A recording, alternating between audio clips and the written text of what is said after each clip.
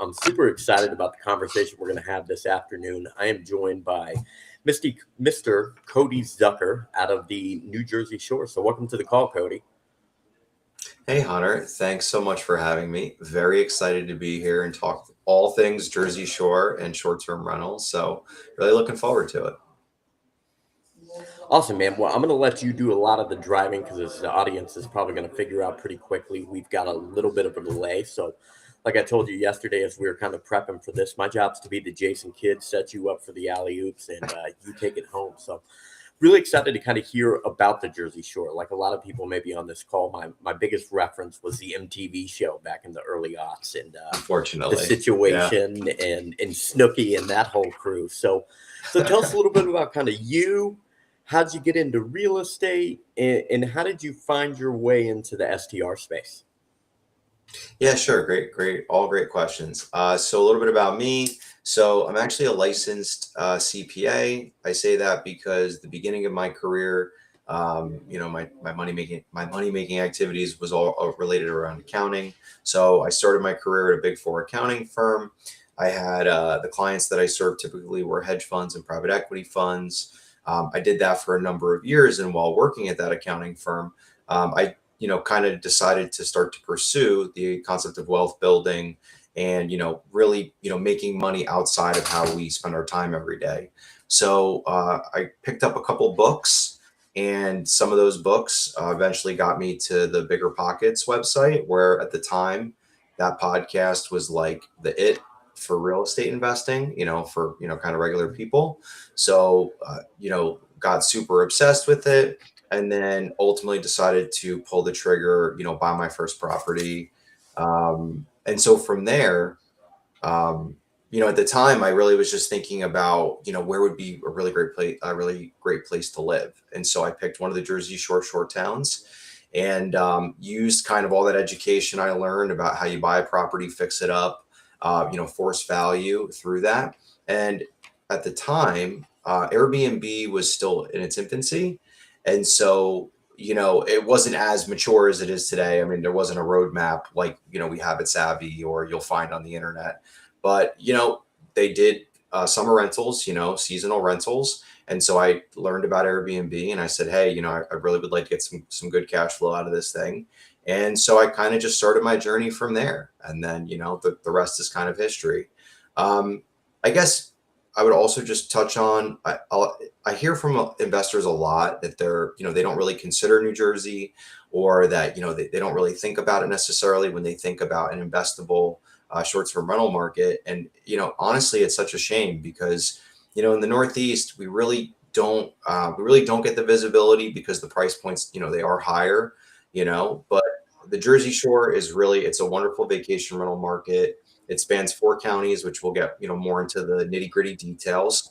But, ultimately, it has a lot of different optionality to it. There's a lot of different entry points or, different ways you can approach it. And most importantly, it's one of the best markets for a Northeasterner where they want beach exposure, but they also want to be able to drive to it and they want to be able to use it. And they want to have peace of mind versus, not to knock the guys down in Florida, Alabama, or, some of these other markets, but you got to get on a plane for that. And so, I just like to suggest to my clients that they keep it, have an open mind, and, there are options here. So. Love that. And we're going to definitely dive into the difference and what makes the Jersey Shore a attractive STR investment market. But I want to know what drew you to the Jersey Shore. You were just such a big fan of the show and wanted to be closer to the action. So funny, man. Everybody loves the show. So funny enough, I used to mention this probably a lot more, but I actually worked at the restaurant that was attached to Club Karma in Seaside Heights, actually, back in the day when they were filming the show. I was in college and that was one of my jobs. So we used to see MTV actually come in and like set up at like one of the tables in the dining room after hours. But no, I mean, I grew up in a place called Toms River, which is a large town city now outside of Seaside Heights. So, in Ocean County, so smack dab kind of in the Jersey Shores where I grew up. So I went to high school. And then, I've always just living in New Jersey in that area. I've always just been drawn, whether it be Monmouth County and Belmar. That's where one of the markets that I suggest to clients and I operate in. My mom worked in that town when I was a kid, so I remember even going to work with her there. So for me personally, it's, it just was always a part of the lifestyle of living in the state. So that's what drew me to it. I think like others, when you're seeking wealth building, a lot of times we always think we'd like to invest close to home. And so I saw the area at the time, and this is even back in, the late 2010s, when if you asked investors back then, right, in 17, 18, 19, they were all saying it was the top of the market. Prices can't possibly go up. There's no deals left. And then I know COVID is a special situation, but ultimately, right, everybody that continued to buy at that time, they all saw record appreciation. So at that time, even though people told me it wasn't a good idea to invest there, and I got shamed a lot as well, because I actually wanted to increase the rental product in the market as well. Because back then you had a lot of slumlords or people that had like these really, ratchety beach houses. They rented them out to kids from the city, and they weren't trying to put in nice amenities or, upgrade anything. And I was like, no, I don't want to do it like that. I want to rent to really good guests. I want to spend the money, and, it paid off for me. So I found a way to make it work with what was available at that time and the market economics.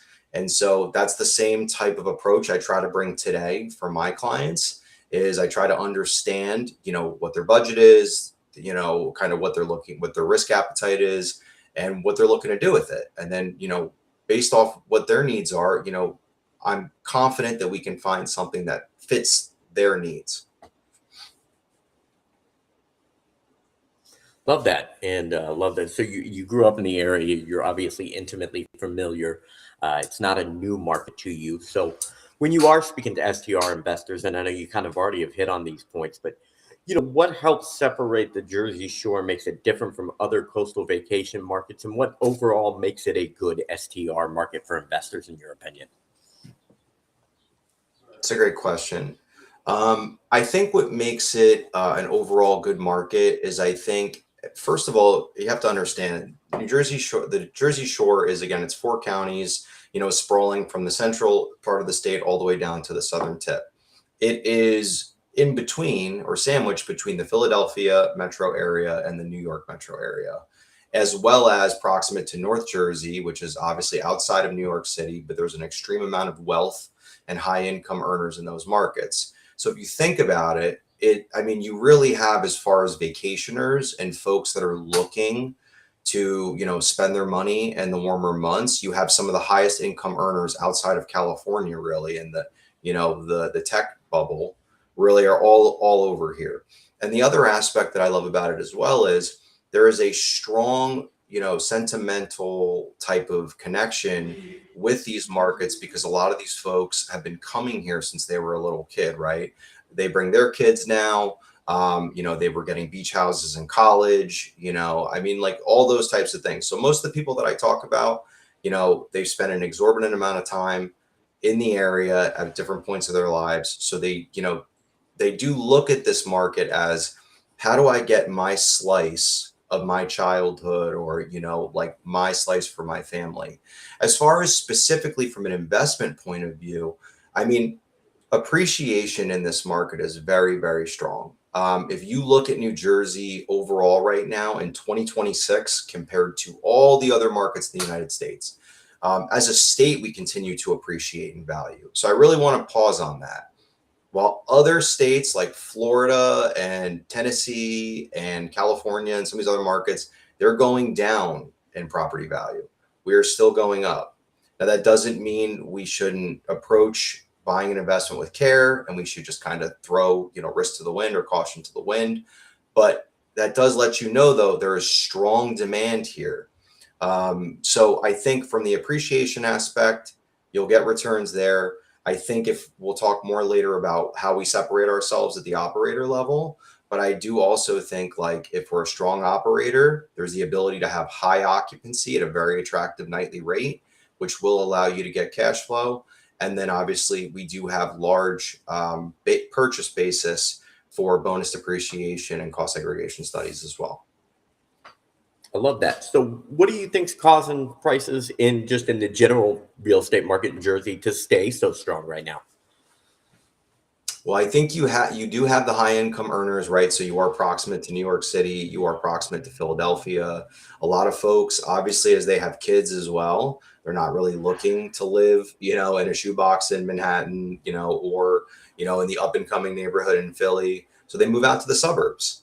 And so with that, you still have folks who, or you even have in Monmouth County, where I live primarily, you have folks who are even still willing to commute all the way to New York City, or to some of these places, and they just want to live year round by the water. So I think the combination of high income earning, and then also I think a lot of folks who haven't visited the Jersey Shore, they don't really understand like the vibe or the lifestyle or what it's like. People love coming here. It really is I love living here. It's, I've been very privileged to get to live here. So I think the more people find out about it, I think the more it's going to continue to become popular as like the MTV stigma dies, and it really just becomes considered more of like a luxury place to be.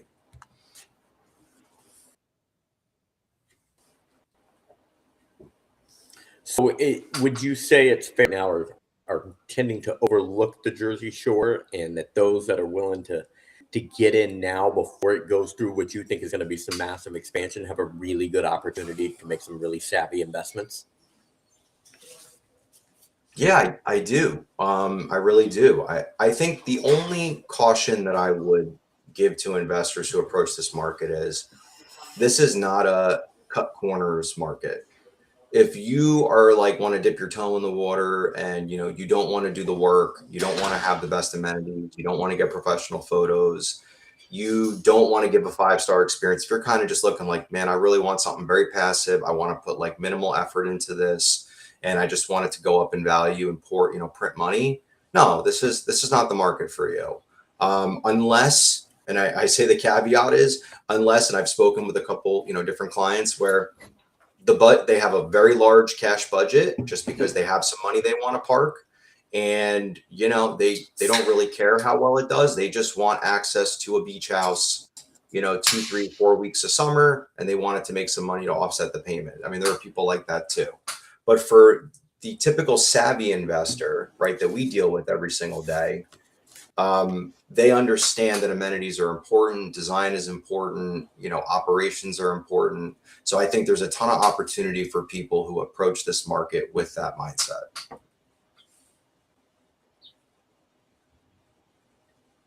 I dig it. I dig it. So I know you've talked a little bit about the kind of I think you said 4 counties that make up the Jersey Shore. So kind of to investors on the call, kind of the different pockets that all form the Jersey Shore, and kind of what opportunities you see in those pockets. Sure. So again, repeating, we have Monmouth, which is the northmost county. Below it, you have Ocean, you have Atlantic below that, and then you have Cape May County. So to give context, Monmouth County is doing somewhere around $3 billion of annual tourism spend per year. Ocean is doing approximately $5 billion of annual tourism spend. And then Atlantic and Cape May County do $8 billion. A good way to differentiate is Monmouth and Ocean are more year-round markets. Monmouth, to me, is mostly of all of them, it is the most year-round because it is the closest to New York City, and there's just such a demand to get into Monmouth County to live long-term. So you are going to compete with folks that do want to just live here, but that also is a benefit in that there's a lot more non-tourism traffic that occurs throughout the year for investors to earn additional income. Ocean is the same thing. You have a lot of year-round residents.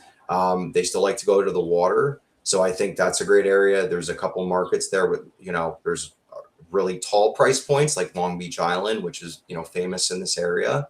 And there's also still quote unquote emerging markets that maybe, they're still gentrifying, or maybe, the type of guests that go there, or maybe, their income levels are going up, right? But there's still an opportunity to get in there.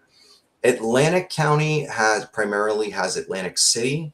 Atlantic City, for those, I'm sure some people will know what it is, but for anyone that doesn't, Atlantic City is gambling, casinos, a lot of that type of tourism, which they do have beach towns and they are proximate to water. I'm not steering anybody there necessarily right now because, I think there's enough other opportunity, but ultimately if somebody really wanted to get exposure to the casinos and that type of like beach and casino gambling type thing, I mean, there are opportunities there. And then last but not least, you have Cape May County, which I find to be one of the more attractive places for investors to go right now. You have that huge tourism spend. So again, $8 billion a year is traveling there. And then you still have price points under $1 million. And you also have very STR friendly regulations on the bay side of Cape May County. There's a ton of short towns there. They all have different flavors and vibes depending on the type of people you want to host or just the type of atmosphere you yourself want to own it. So that's 20,000 feet for all of them. Yeah. So looking at those 4 counties, if somebody came to you, I'm not necessarily concerned what county, but I want to be in Jersey Shore. What is the price bracket we're looking at on the low end, and where would we be focusing in? And then on the high end, where might we be focusing in on? I mean, I would say mostly, for the low end, you may find a straggler, but I mean, realistically, I would not plan to enter this market with less than 300,000 purchase price. I mean, you're just not going to be, we're not farming $100,000 to $200,000 properties. That's just not the play.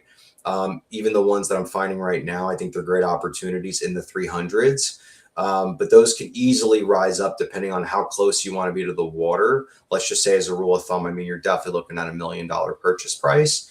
And then for some of these markets, like I mentioned, Long Beach Island, or even in Monmouth County, you're definitely looking at 1.5 to 2.5 million. Now, keep in mind, again, it's going to be dependent on the type of strategy that you're also trying to play. So when I talk about the $350,000 2-bed 1-bath, that's going to be an occupancy play. You're gonna want to just try to keep that thing filled all year. You're not as concerned with nightly rate. Whereas those bigger shore houses, you're going to be okay with a little less occupancy, but you're going to be demanding a much higher nightly rate because you're going to have big groups. You're going to have the best amenities. You're going to have views and location, and you have folks splitting. So I think at a high level, again, to summarize, you can get in that 300 range. They're not going to come around often and they're going to go fast. And then for folks that really want to, what I would say, do it right, you're definitely going to be in the million plus. But I still think there's opportunity to make money and buy a great asset. Love that. So you've got a little something for everything. I know you talked about the Monmouth County and how it's maybe a little bit more insulated to seasonality due to its proximity towards the big city like New York City. What about those southern counties? What does the seasonality look like in a typical year down in the Jersey Shore? So it's a good question. So I think ultimately, we call it local summer, but you're going to have past Labor Day, which is when a lot of beach towns kind of die down, right? Because kids go back to school and, everybody at the office is kind of back in gear. I would say depending on the weather in any given year, if we keep, that warmer kind of summer weather, it can go as far as into the middle to late October. And you can still see some very strong demand in September and October, which most people don't underwrite in a pro forma because they're assuming it's going to die off right in August. I mean, that's not to say also that you will see a drop in occupancy, right? In the colder months of November, December. I would say no matter which county you're in, the worst month out of the year is going to be January. I don't think that's really a surprise to anyone. Everybody spent a lot of money around Christmas and the holidays, and then it's just really cold, right? Unless you're down in like Southeast Florida. So you definitely will have slower patterns there, but honestly, as early as March, you can start to see life really come back in. And, holidays, spring break, even just, this is a one-off, type, but even local folks that are doing home renovations, I can't tell you genuinely how many years I've had just different people where they're local and, they're getting their house redone in January or February. And most folks who do short-term rentals, they take them off the market as soon as summer ends and they put a tenant in for 5 months because they're like, I'm not going to get any traffic. So the inventory that you're competing against actually goes down. So that kind of also offsets that supply and demand, aspect. So it will be slower for sure. I'm not going to deny that. But I think if you position the asset properly, you leave it open throughout the winter, and you market it well, I think there's still opportunity to collect some money in the off season. Love that. And you can help your clients kind of understand how they can optimize that property during the season.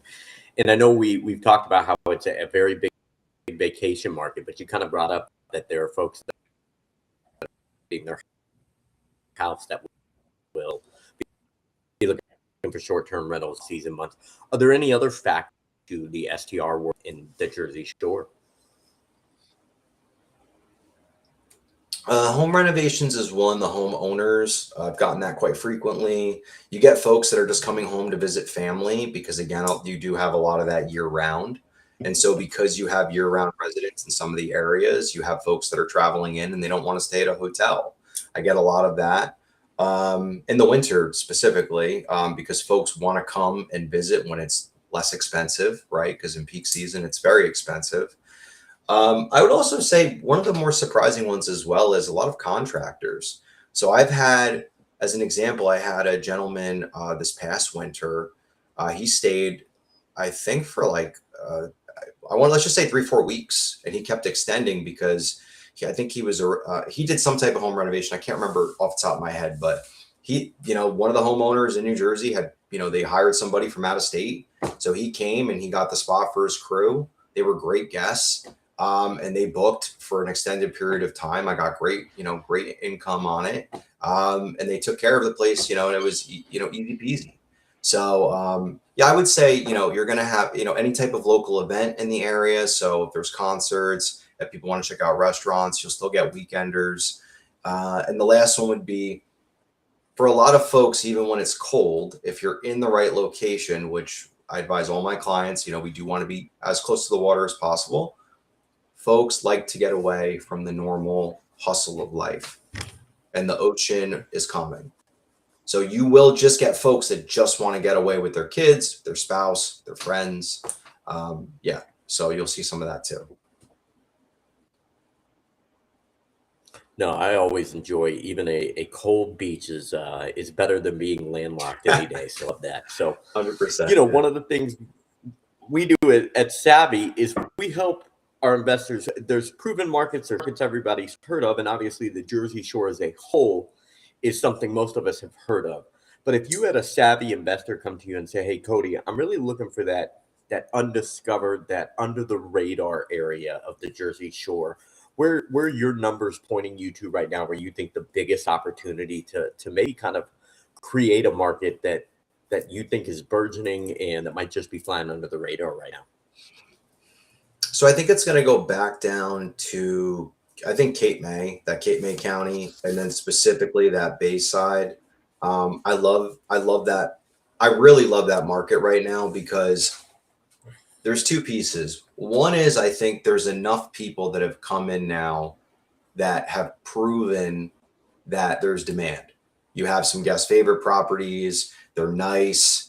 They're doing, they're starting to upgrade the amenities. You can tell there's a lot of thought and like more of a national level type of operator that's like kind of coming in, but there's not a ton of them. And so I think it's kind of proved that the guest is willing to go and stay in those places. But now those price points, they're starting to catch up, but I think there's still solid room to get in there now before they're anywhere near what you're going to see in some of these other areas of the Jersey Shore. Because like, as an example, if I take Belmar, right? If I take that market 5 years ago, what would be $1 million there and 5 years ago is $2 million now. And we don't promise that level of appreciation, but that shows like there's real money that is seeking a place to go in this area. People typically in the New York and Philly area, like, I think this concept of having a rental property 700 to 900 miles away, that's a very national type of perspective, because, you know, we educate ourselves with podcasts and we're, you know, on social media, we read books about it. But for the average real estate investor who grew up, they've made a lot of money in their business, their job, whatever, they're not thinking about getting a property in the Smokies or getting a property in Texas or Florida. You know, they think that's too risky, right? Because it's not tangible to them.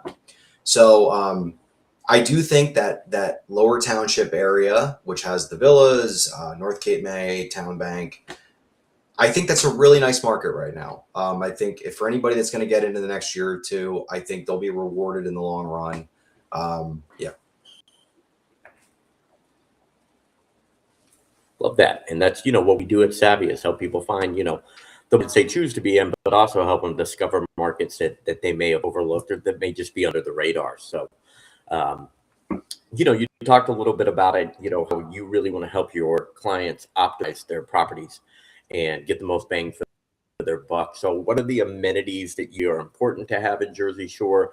And what are those amenities that can really put a property over the top and make it a true experience in the Jersey Shore that you're seeing the consumers are looking for? It's a great question. I think personally, one of the most underrated things in this market is that you have to have water on this property. Like, doesn't mean it has to be a pool, because I do understand pools are going to run you, you know, a good chunk of change, or some lots are just not big enough to accommodate. But I mean, at a bare minimum, I think folks really do need to go for that hot tub. You know, hot tub, typical hot tub investment. I mean, just plan for, let's say, $10,000, right? Could be more, could be less, but I think just having that alone is going to extend your shoulder season, right? Because you're going to be able to have, as it gets cooler, you're going to have something to draw them in, as well as in, you know, pre-May as well. I think it's good. Other things I like is fire pit, the professional design. I'm actually a big fan of EV charger if you have it, because a lot of people in the Northeast have electric vehicles. So they're way more prevalent here than maybe other parts of the country. So that, even just having the ability to get that checked, if an EV charger costs you, let's say, between $2,000 and $3,000 with installation, I mean, you can get 2 to 3 bookings a year. I mean, that's just because of the EV, that's paid for itself. Trying to think.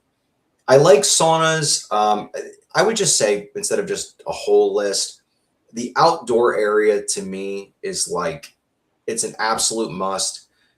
People are going to go to the beach, but you have to have a grill, like a place to barbecue, a place for people to sit outside, sunbathe, eat, relax, connect.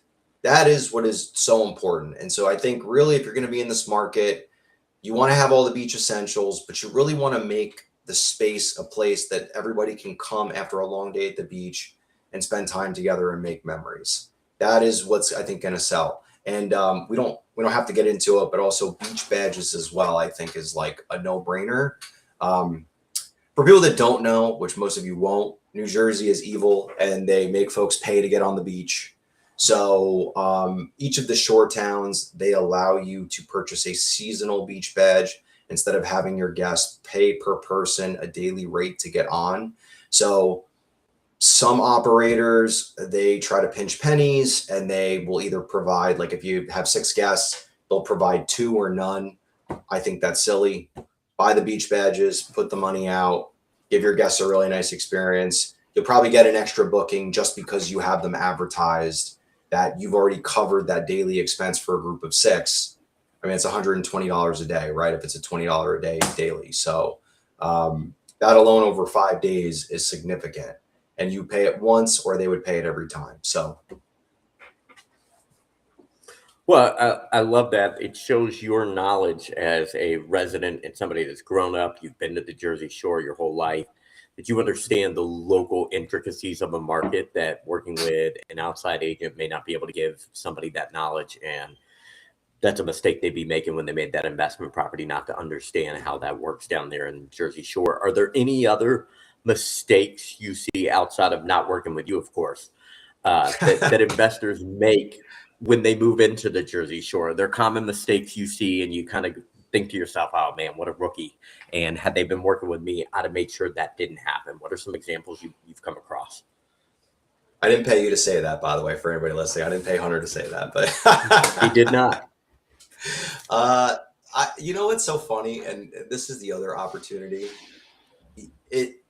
Sometimes I almost find it funny that a lot of the folks that are running these, they're compared to the person, even if you haven't purchased one, and I swear on this, even if you have not bought one yet, even if you're in analysis paralysis and you're like, I'm not sure what market, the fact that you're educating yourself and you're listening to like a savvy live stream, or you're really like you're reading books. A lot of these people, they don't even have professional photos. They haven't updated the furniture. They're using furniture they could be gorgeous homes. Like, this is the thing. A lot of these assets were purchased 10, 15, 20, 30 years ago. So it's not that these people don't have money. It's just they're not approaching it with the same mindset that we do, right? And so that is opportunity for folks coming in, is that if you do each of these things right, if you get, I can't say it enough, professional design, make sure that your property wows people, understand who's coming to the market. For example, I mentioned, the 2-bed, 1-bath, over in the villas. Those are pet friendly that are outperforming over there. That's very important. In that particular little niche in that area, people want to travel with their pets. So we're finding that 2 ones that are pet friendly are killing it. So right there, that lets you know, okay, so I need to be pet friendly. I should probably have amenities for the pets, right? Like a really nice dog bed and a bowl. And like, I should probably showcase that in my listing. So those are just examples of, I think, thoughtful touches, professional design, making sure you don't skimp on the amenities, and really try to bring hospitality to this. If I could share that, please have a hospitable mindset when approaching this, because this is not traditional real estate investing, and you can get a lot of joy out of giving a great experience to families, but really come with that attitude of service to the people that are going to be renting. So I love that mindset. And if I was so fortunate, I would love to stay in an Airbnb managed by somebody who had that thought process. And that's it. We're creating experiences. So, so as you look back at the Jersey Shore, you talked a little bit about kind of how you've seen it change, and you can go a little bit more into how you've seen it over the last couple of years change. But where do you see the Jersey Shore going? Where is it looking like in 5 years, 10 years? Is growth going to continue to happen? Are home prices going to continue to rise? And obviously, nobody has a crystal ball. But where do you see the Jersey Shore ending up? So it's a great question. So this is what's being spoken about in where I live. It is like becoming the New Hamptons, and I don't say that lightly. If you were to look at new construction in this area, I think people would be blown away with the level of builds that are occurring. A lot of the new stuff is 2, 3, 4 million. A lot of New Yorkers, they want it. The Hamptons has always been kind of like that very prestigious place. But it's astronomical over there. And so now you have the next generation of people that are like, okay, well, I can't afford that. What will my money buy me, or what will it get me that's similar? And you're seeing these towns are turning over now. So the old small beach cottages are being knocked down, and you're having huge 2 or 3 story homes being put up in their place. So I can't see a world in which we're not continuing to see really strong appreciation. I would even challenge, like, for example, in Monmouth County, Netflix actually purchased a site, and they built a studio here. We've already had some Netflix shows that were recorded here. There's one with Steve Carell that was recorded last summer here in the town I live in. So that's not to say you're going to see stars all the time, but that just kind of shows you that you have big capital investments coming into the area, new construction that's matching the energy of kind of where this is going. And then again, the same thing.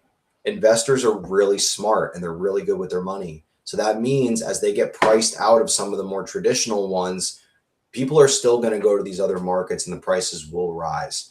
And I think we have the income levels here to support that. So I think I think now, like I said, I think now is a really good time to get in. I think it will continue to rise. Even if you saw a correction, we're by water. Anytime you're by water and you have high income earners, somebody will step in to buy. It maybe won't be at the most astronomical price for a year or two, but I think there's some of that risk that we may feel if we were out in the Midwest or some of these other parts of the country. I don't think that risk is here. Love that. Love that. Sounds like a promising future for the Jersey Shore. So kind of as we get closer to the end here of our conversation, you know, if an investor came to you today, blank checkbook, I want to make a play out in the Jersey Shore, and I want it to be the best possible play, you know, dependent on the 4 boxes of returns they can check. They just want it to be the best overall play. Where are you sending them? Do you already have a property in mind that immediately popped up? And what's that deal look like for them? And what kind of returns can they expect on the ideal perfect deal? Oh, that's a hard one.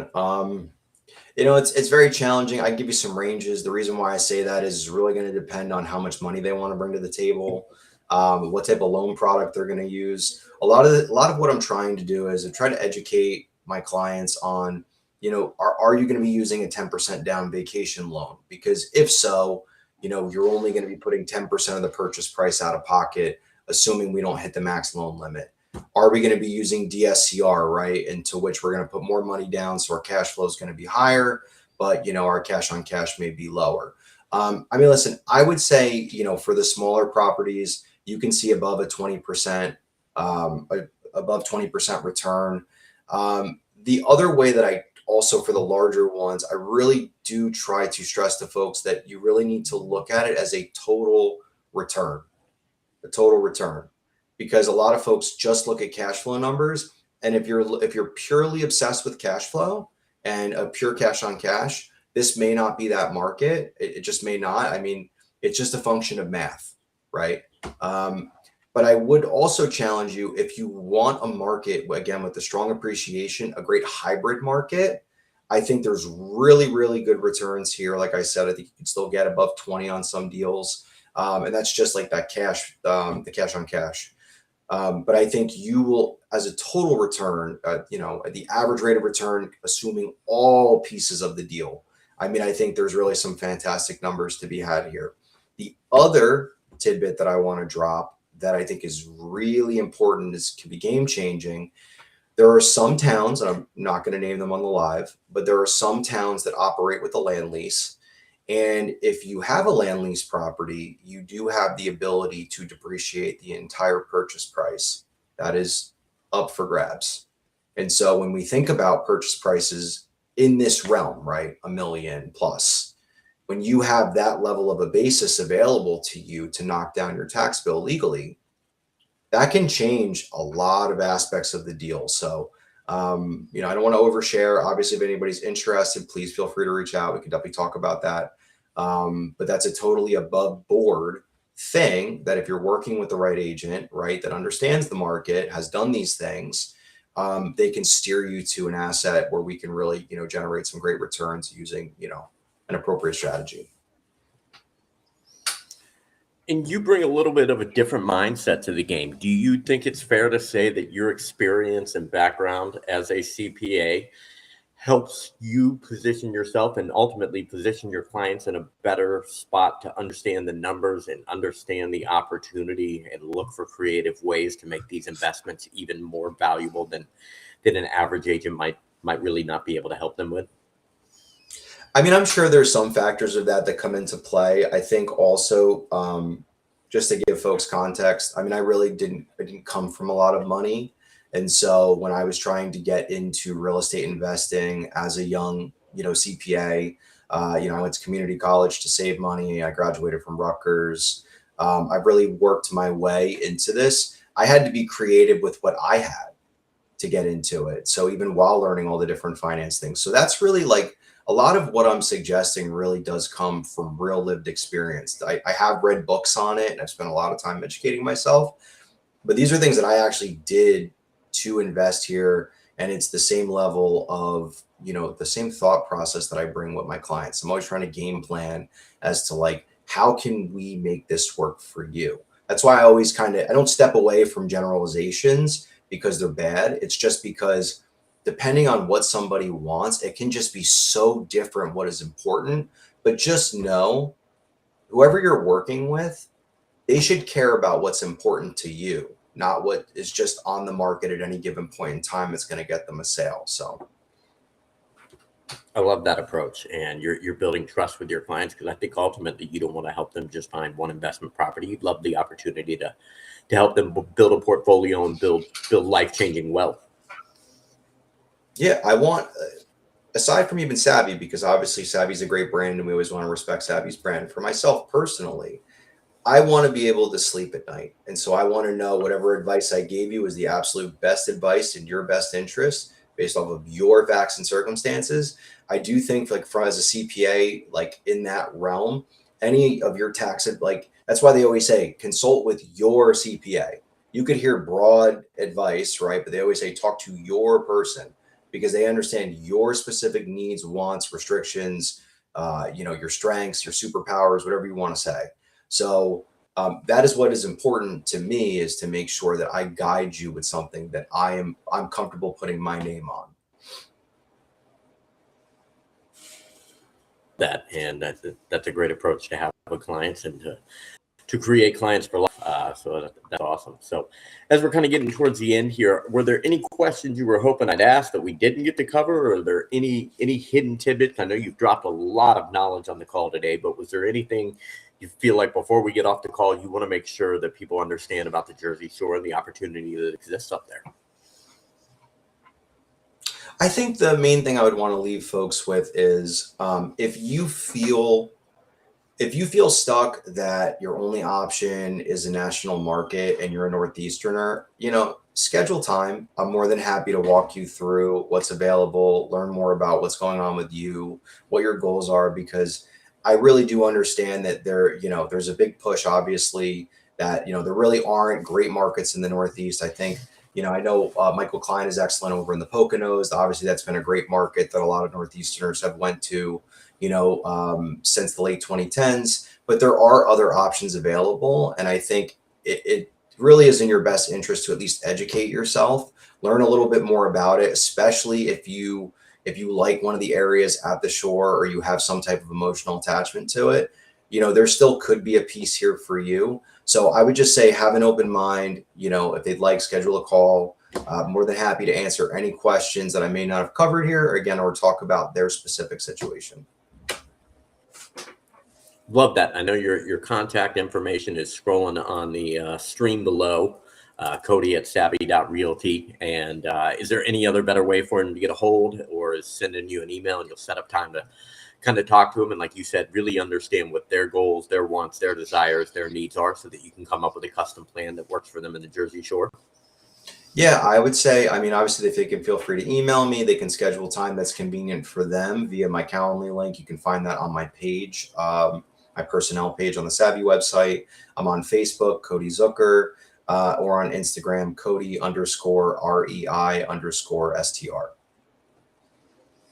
Beautiful, my man. Well, I really appreciate your time. I appreciate everybody that tuned in, fought through some of the technical difficulties. Our delayed start today. Hopefully by the end, my Wi-Fi is working a little better, and I will have an Ethernet cable at the house by this afternoon, thanks to the amazing Amazon drone delivery. So looking forward to being a little faster on the next call, but really appreciate y'all being online. Cody, I can't thank you enough. I can tell you're passionate about the Jersey Shore. You know the Jersey Shore.